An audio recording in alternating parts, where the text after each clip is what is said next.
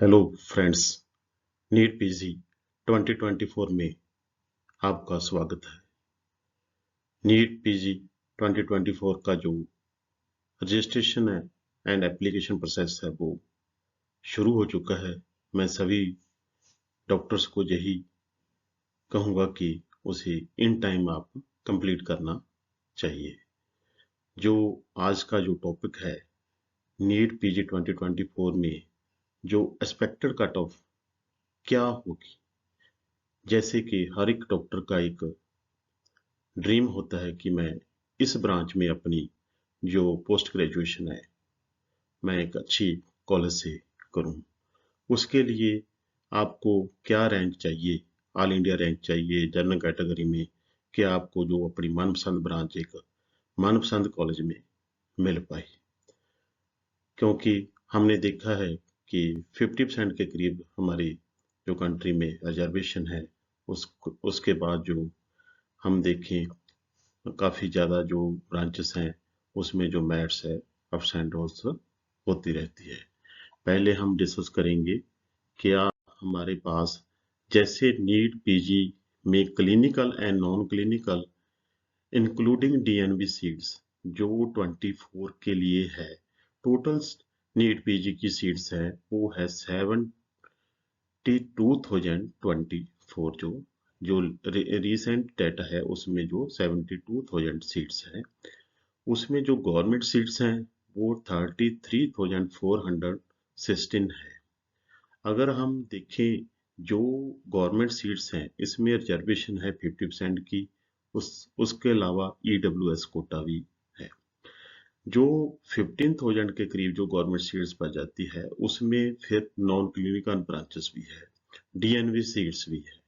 इसीलिए ये कंपटीशन है, ये काफी टफ है, परंतु नथिंग इम्पॉसिबल।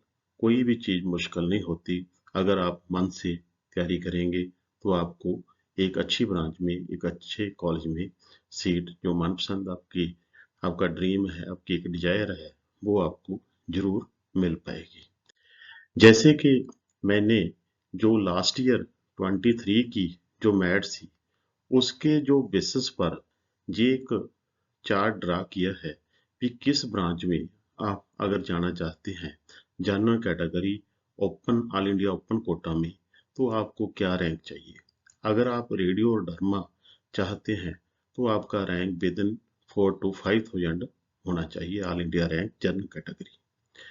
इसके बाद जो अगर आप मेडिसिन चाहते हैं तो आपका जो रैंक है वो 6 से 6,500 और विद इन 7,000 आपका रैंक है जो मेडिसिन ब्रांच के लिए चाहिए।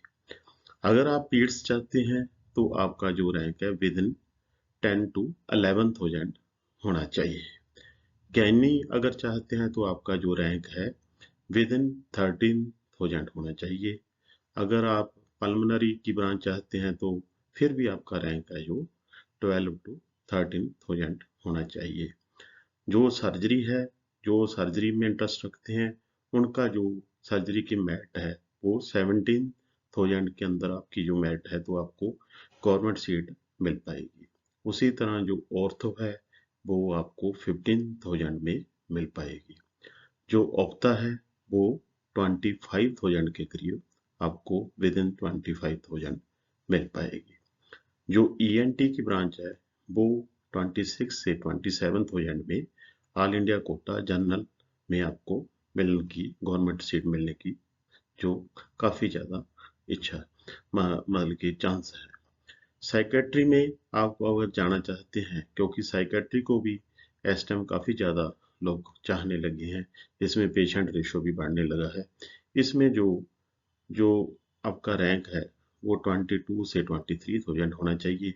एंथीसिया में भी ये भी अच्छी ब्रांच है, इसमें भी काफ़ी ज़्यादा जो लड़कियां इंटरेस्ट रख रही हैं, इसमें 30 से 31 और 2,000 के बीच आपका जो रैंक होना चाहिए। ये 1 by 1 जो क्लिनिकल ब्रांचेस है गवर्नमेंट कोटा में जनरल कैटेगरी में, ये आप चेक कर सकते हैं। अगर आपका रैंक विद इन दिस आता है तो आपको जरूर एक गवर्नमेंट सीट मिलेगी।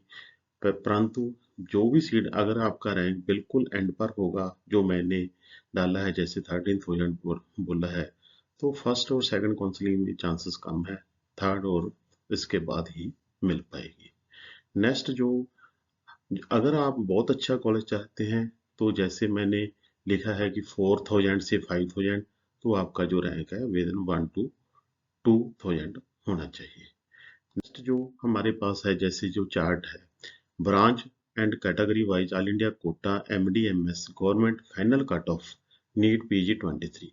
ये फाइनल कट ऑफ है, जैसे कि जनरल कैटेगरी की है, OBC की है, शेड्यूल कास्ट की है, ST की है, EWS की है एंड PWD कोटा है। इसमें आप चेक कर सकते हैं भी जो रेडियो ब्रांच है वो जनरल कैटेगरी में किस रैंक पर गई है, OBC में किस रैंक पर गई है और SC कैटेगरी में किस रैंक पर गई है। ये बिल्कुल लास्ट राउंड है, फाइनल राउंड है, इसमें कोई सीट नहीं बची सी, इसलिए ये कॉलम कुछ खाली है। जैसे ही डरमा है उसी तरह है ये कैटेगरी वाइज आप general, OBC, SC ST check कर सकते हैं। मेडिसिन की ब्रांच है, पीड्स की ब्रांच है, ऑब्स एंड गायनी की है, पल्मोनरी है। ये चार्ट को आपको काफ़ी ज़्यादा हेल्प करेगा कि अगर आपने गवर्नमेंट सीट लेनी है, जनरल कैटेगरी में लेनी है, OBC कैटेगरी में लेनी है, SC कैटेगरी में लेनी है, ST कैटेगरी में लेनी है, ये बिल्कुल फाइनल मैट है 2023 की नीट PG की है, ऑल इंडिया कोटा के मुताबिक है, बिल्कुल सही है। स्टेट्स में कोई ज़्यादा फर्क नहीं पड़ता अगर आप स्टेट्स का भी लगाएं, बाकी जो इसमें वेरी करता है स्टेट से स्टेट वेरी करता है। ये मैं सभी क्लिनिकल ब्रांचेस का जो आपके साथ मैं 1 by 1 डिस्क्राइब करूंगा। नेक्स्ट टाइम इसी तरह और ब्रांचेस का भी आपके साथ डिस्क्राइब करूंगा, परंतु मेरी वीडियोस को मैक्सिमम शेयर करना, लाइक करना, सब्सक्राइब करना। नेक्स्ट जो ब्रांचेस है, जैसे सर्जरी की है, ऑर्थो है, ऑप्था है, ENT है, साइकेट्री है, एंथीजिया है। जैसे हम देखें जो एंथीजिया कैटेगरी है, इसमें जो जर्नल की जो, इसे हम वैसे तो जो पैरा क्लिनिकल है फिर भी हम क्लिनिकल में इसे देखते हैं।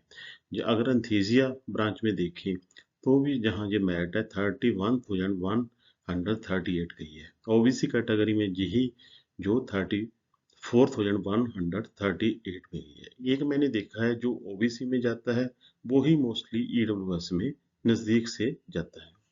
SC कैटेगरी में ये 53,000 गई है, ST कैटेगरी में 94,000 गई है, EWS कैटेगरी में 36,000 गई है। अगर मैं यही कहना चाहता हूँ, अगर कोई स्टूडेंट OBC है तो उसे विद इन 34,000 रहना पड़ेगा। अगर जनरल कैटेगरी है तो उसे विद इन 31,000 रहना पड़ेगा। अगर SC कैटेगरी है तो उसे 50 और 53 के अंडर रहना पड़ेगा।